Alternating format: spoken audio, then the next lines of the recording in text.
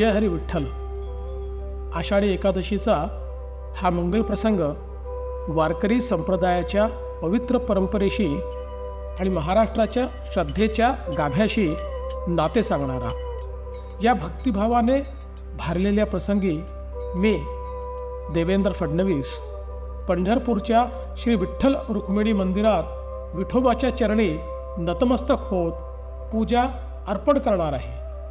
आपल्या हातात टाळ असेल किंवा नसेल, पण हृदयात विठ्ठल नामाचा निनाद आहे, विठोबाशी जोडलेले नाते आहे।